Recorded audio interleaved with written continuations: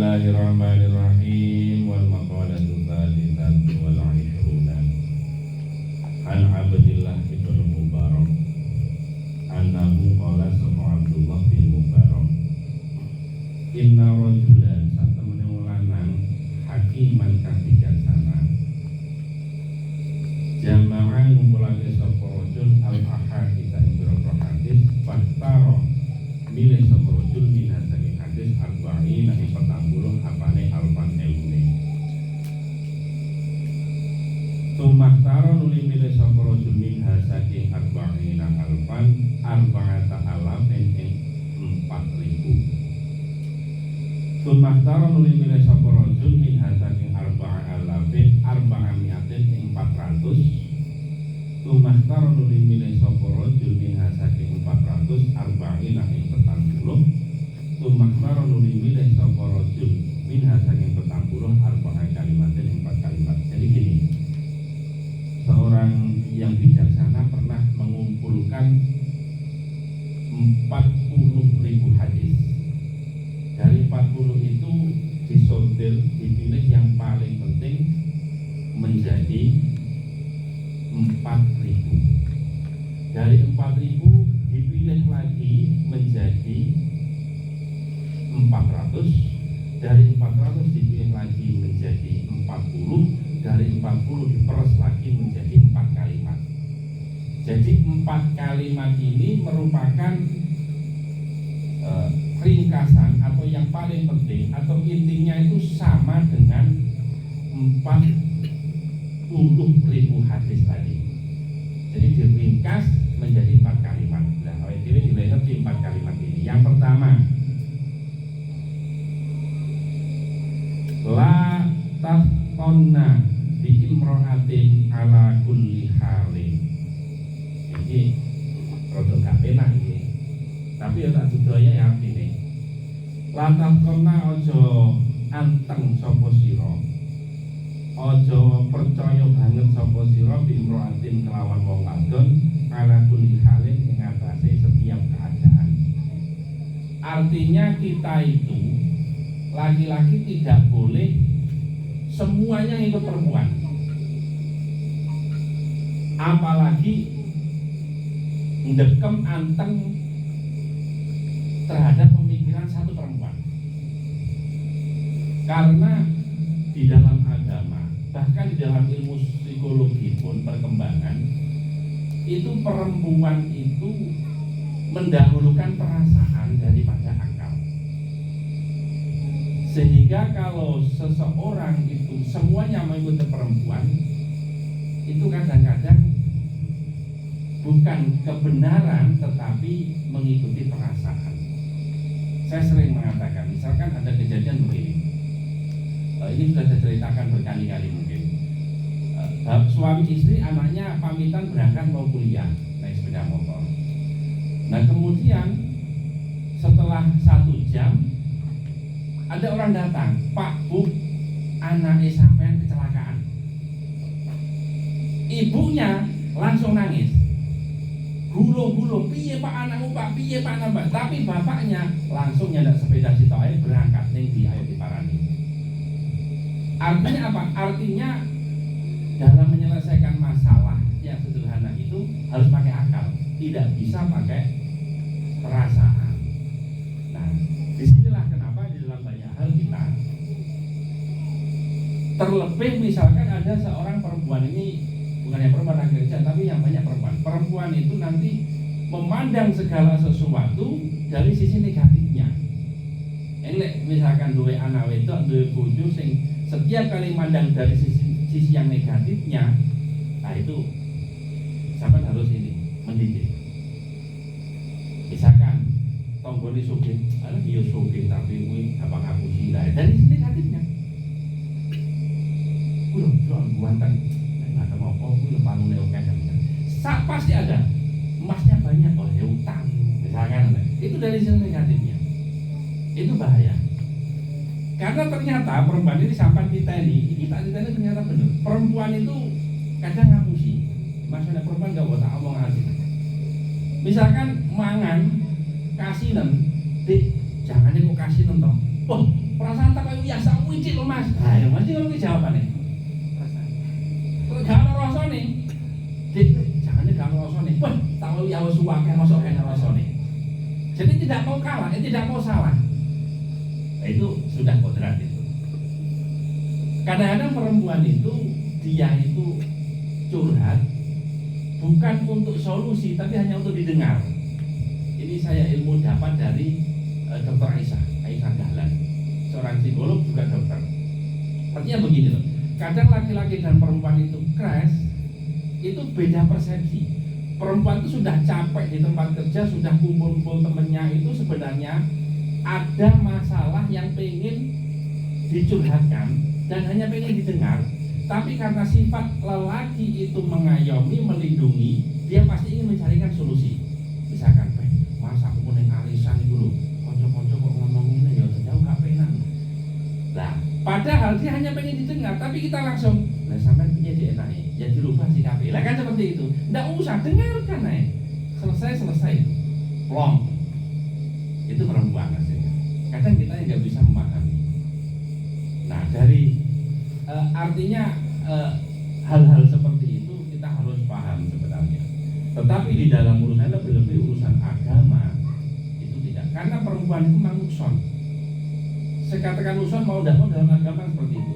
Misalkan laki-laki kalau sudah taat 24 jam sehari, sebulan 30 hari itu sholatnya bisa rajin. Kalau perempuan pasti ada yang tidak sholat saat haid. Maka masih nukson perempuan. Baca Quran laki-laki bisa terus baca Quran 24 jam, perempuan pasti tidak bisa. Waktu haid tidak boleh baca Al-Quran. Akhirnya dalam urusan agama saja perempuan itu kalah dengan laki-laki. Tapi ono konco kuwi posone kalah karo sing wedok ya ono. Posone kalah, sholat begini kalah ya ono ya. Oh, atur. Ini gak atur. Nah, artinya itu kasuistik. Wes itu yang pertama. Yang kedua, wataniyatu la tajtaronna bil mal. Ojo kebujuk temen sapa sira bil mali kelawan bondo ala kulli halin ngatai setiap keadaan. Jangan kamu menyangka bahwa harta itu bisa menyelesaikan semua. Jangan kamu menyangka bahwa dengan punya harta saya menjadi aman. Karena sesungguhnya harta itu bujuk. Harta itu bujuk itu dalam arti gini. Hadis Kanjeng Nabi, hubbud dunya rasul kulli khati'atin. Semua permasalahan, hampir semua masalah yang ada di dunia ini, bah pertengkaran itu ujung-ujungnya itu harta. Harta itu ujung. Ya. Adanya pencurian ya karena harta, geger masalah warisan. Coba pasti ujung-ujungnya itu harta. Sehingga harta itu tidak bisa dijadikan sandaran. Artinya kalau engkau menyangka akan aman, akan hidup enak dengan banyaknya harta, itu keliru. Justru kebalik, Mas. Karena menurut saya tidak alih, harta itu kita yang menjaga, tapi ilmu kita yang dijaga. Tapi terus aku gak usah berharta, ini enak ya. Jangan salah artikan. Jadi logikanya begini, kalau Bapak Ibu punya mobil 10, misalkan sampai garasi pun nggak cukup, ya itu malam itu kalau terbawa mesti pengen lihat mobilnya, si utuh apa enggak, jangan-jangan hilang satu. Artinya kan kita terus kepikiran. Tapi kalau kita punya ilmu, ya kalau kita punya ilmu, kita melakukan macam ini, wah ini tidak boleh, ini haram. Akhirnya nggak jadi melakukan keburukan. Jadi kalau ilmu itu menjaga kita, kalau harta kebalik kita yang menjaga. Sehingga kalau kita mengandalkan harta itu, karena harta itu akan sirna, harta itu akan habis. Kalau ilmu tidak, artinya kalau kita bersandar pada harta, maka kita keliru. Bersandar ya pada Gusti Allah. Wes itu yang kedua. Kemudian wasali satu, latah milu mak datuka malatatiku. Jangan engkau penuhi perutmu terhadap segala sesuatu. Kanjeng Nabi sallallahu alaihi wasallam aslu kulli da'in al-barad datu. Jadi asal segala penyakit itu ya perutnya kenyang. Kalau orang dulu masalahnya penyakitnya yang dihadapi itu karena nggak ada yang dimakan. Sekarang penyakitnya adalah kebanyakan makan. Sehingga kebanyakan makan kolesterol, asam urat, darah tinggi itu dari makanan semua. Maka sebenarnya sumutasihu, puasalah kamu akan sehat. Nah itu, kalau kamu puasa akan sehat. Karena asal dari penyakit itu ya. Sehingga jangan kau penuhi perutmu ini dengan makanan. Ya sekali-kali, makanya dalam syariat Islam itu kenapa disyariatkan puasa Ramadan? Dalam 1 tahun itu 1 hari, 1 bulan kita berpuasa. Artinya sebenarnya begini loh, logikanya itu. Barang siapa puasa Ramadan, kemudian ditambah 6 bulan Syawal, itu nanti seperti puasa setahun.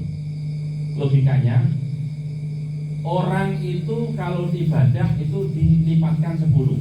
Kalau 30 hari Ramadan kita sudah puasa, berarti ibaratnya sudah 300. 6 hari dilipatkan 10 menjadi 60. 360, 1 tahun persis. Sehingga sebenarnya syariat ini sudah cukup. Misalkan nggak puasa sunnah pun ini sudah cukup. Artinya di samping selain Ramadan kita yang menjaga jangan terlalu kenyang. Kanjeng Nabi itu nek mangan tidak terlalu kenyang, dia berhenti makan sebelum kenyang, karena nanti dikasih minum itu menjadi kenyang. Itu Kanjeng Nabi. Dan tidak makan kecuali dia sudah lapar. Itu Kanjeng Nabi. Lalu dia kan enggak makan sebelum lapar, tidak berhenti sebelum kenyang. Apa mana durian? Pokoknya sampai pol-polan. Di Amerika konco-konco cah mati kira-kira. Aku melu-melu tok dan cah ya melu. Nah, artinya kalau orang bisa menjaga perutnya, insya Allah itu akan sehat. Terakhir, warabiatu la tajma'u minal ilmi ma la yanfa'uka. Ini penting. Ini paling penting. Tidak berkumpul, seseorang tidak mengumpulkan ilmu kecuali itu akan memberi manfaat kepada orang tersebut. Artinya begini, orang itu kalau mau belajar, maka apa yang diketahui itu pasti akan bermanfaat. Karena dulu ada salah satu sahabat datang ke sahabat yang lain, saya ingin belajar tapi saya takut nanti nggak bisa mengamalkan. Justru dimarahi. Justru kamu nggak belajar itulah sebuah kesalahan. Karena kalau sudah ngerti itu pasti akan bermanfaat. Intinya ilmu itu dimanapun berapa, kapanpun itu pasti akan bermanfaat. Karena menurut orang ini, menurut ulama ini, jadi tidak ada orang yang mengumpulkan ilmu kecuali itu akan memberi manfaat kepadanya. Maka dalam Al-Quran, yarfa'illahu alladhina amanu minkum walladhina utul ilma darajat.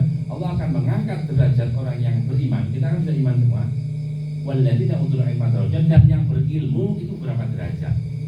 Diangkat derajatnya apa? Di dunia dan di akhirat. Nah, uang itu ilmu itu dihormati, di mana-mana itu dihormati, Pak. Dihormati. Sampai cara pinter ngimami tahlil, cara tahlil, mau ngaji mawon. Karena wis keluar rumah mikir, iku lek Pak Kiai ini gak teko ibadah lah, mesti kok ning ngarep. Coba gak iso maca Quran, enek tahlil Quran, ojo dikene sampeyan ngomong. Mesti kalau iku panggone Pak Kiai ya ngono. Maka dua ilmu penting. Nah, belajar itu tidak memandang usia, minal mahdi lalah, dari lahir ayunan sampai liang lahat. Sehingga kita harus belajar. Di sini belajar, di sana belajar, di mana-mana kalau bisa belajar. Sehingga kalau kita punya ilmu itu pasti akan manfaat. Jadi aku yang ngomong, apa ini belajar ilmu baik ya? Iya, itu manfaat. Tapi kan terus tambah oke kegiatan nih, tambah banyak kegiatan nih, ilmu dukun misalnya, ya tambah oke koncone ya oke musuhe, kira-kira. Artinya kalau kita belajar tidak ada yang tidak manfaat. Tetapi jadi begini, kulun muyasarun alama khuliqallah. Ini kaidah ngoten. Segala sesuatu itu digampangkan terhadap takdirnya Allah. Misalkan kita seseorang itu gak pernah dikenali agama blas, gak ngerti agama, sehingga kita kan sholat yang angel, kon ibadah yang angel. Karena memang bisa jadi takdirnya itu jurusannya neraka. Nah, orang yang diwai ngerti agama terus kemudian sholat kok alhamdulillah iso sholat 5 waktu ya pen, ya rotipan ya pen misalnya. Itu sebenarnya takdir itu sudah mulai terukir, mulai tergambar. Oh, jurusan kita itu surga. Kenapa? Karena diwai ngerti, gampang ngamal ke. Itu cirinya. Sebenarnya orang itu bisa dilihat. Tetapi koidahnya begini, koidahnya ikuti. Koidahnya adalah orang itu bisa nanti jurusan masuk surga atau neraka tergantung matinya. Orang itu kalau mati membawa iman, dia percaya Allah, percaya kanjeng Nabi utusan Allah, itu nanti akan surga. Kalau dia tidak membawa iman, suul khotimah, maka dia jurusan neraka. Nah, pertanyaan sekarang, bagaimana supaya orang beriman dan orang beriman? Ukuran orang husnul khotimah dan suul khotimah itu adalah bagaimana rekam jejaknya selama di dunia. Sehingga apa? Sehingga di dunia itu melihat rekam jejak seseorang itu kita bisa tahu, insya Allah nanti ini husnul khotimah. Nah, ini kita angel ampun. Itu sudah tahu sebenarnya. Karena kaidahnya itu jelas. Tetapi sebagai manusia kita tidak tahu yang ada di hati masalahnya. Tidak tahu yang ada di hati, sehingga kita tidak bisa menjustifikasi. Ini husnul khotimah, ini husnul khotimah tidak bisa. Kenapa? Karena yang tahu itu hanya Allah. Bisa jadi zahirnya itu biasa-biasa, tapi hatinya bersih. Jadi dalam Al-Quran itu ilaman atau biqalbin salim, besok sing iso sowan ning Gusti Allah itu yang surga ya. Orang itu kalau sudah masuk surga, kemudian nanti yang kenikmatan tertinggi itu kalau bertemu Allah. Nah itu tak jelasnya doa, tapi iya seperti itu. Lah yang bisa bertemu Allah itu hanya orang yang mempunyai qalbin salim, hati yang selamat. Nah, kan kita tidak tahu, kadang biasa-biasa tapi hatinya selamat tak loria, selamat tak pamer, selamat tak dengki, ini kan hanya dia dan Allah yang tahu. Sehingga kita hanya bisa mendoakan kalau ada orang meninggal. Yang kedua ya husnudzon. Husnudzon itu tidak ada yang salah. Lebih baik salah husnudzon daripada suudzon. Artinya dia jelek kita husnudzon baik, itu justru lebih baik daripada kita menjustifikasi bahwa dia itu jelek. Belum tentu jelek di mata Allah. Nah itu. Jadi intinya kalau kita sudah tahu semua ilmu itu bermanfaat, ya sudah dimanapun kita niatkan belajar. Di sini pas ya belajar agama, itu pas sampean ketemu teman-teman ekonomi perkumpulan apa, ya anggap belajar itu. Ketemu tukang pacul, apa tukang petani, ya belajar piye carane. Enggak ada ruginya ilmu itu, enggak ada. Oke, wallahu a'lam.